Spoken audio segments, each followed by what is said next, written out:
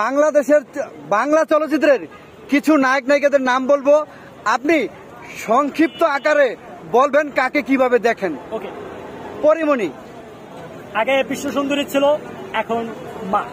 Shakib Khan. Superstar, mega star, SK, big star, হচ্ছে Tollywood king, হচ্ছে কি বলে ভাইজান, মেকআপ, চালবাস, মানে ওনার সম্পর্কে বিশ্লেষণ দিয়ে আমি শেষ করতে পারবো না। Bubly. Bubly one of the best actress film Bangladesh and Kolkata, and হচ্ছে যে অ্যাক্টিং পারফরমেন্স, উনি কিন্তু একজন মা, এখন মা হিসাবে আমি দেখি অনেক ভালো, সুইট, কিউট, এবং পাশাপাশি বাংলা টেলিভিশনে একজন নিউজ প্রেজেন্টার, মানে সাংবাদিক। জিয়াউল রোশন।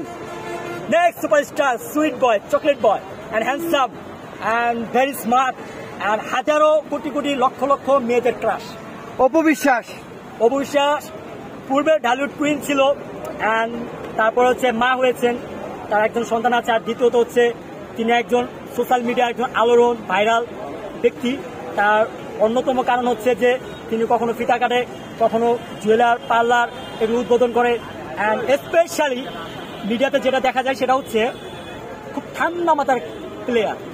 আদর আজাদ। আদর আজাদ বডি ফিটনেস মোটামুটি average, and acting performance good, and dancing just amazing, super. Puja cherry.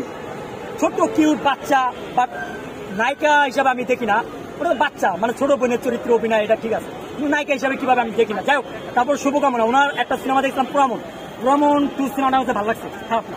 Simon Sadiq. Simon Sadiq একজন ভালো অভিনেতা, অ্যান্ড ভালো একজন ফাদার, অ্যান্ড ভালো একজন সিনেমা অভিনেতা এবং সিনেমা প্রেমিক, এবং সবসময় সিনেমার পাশে থাকে।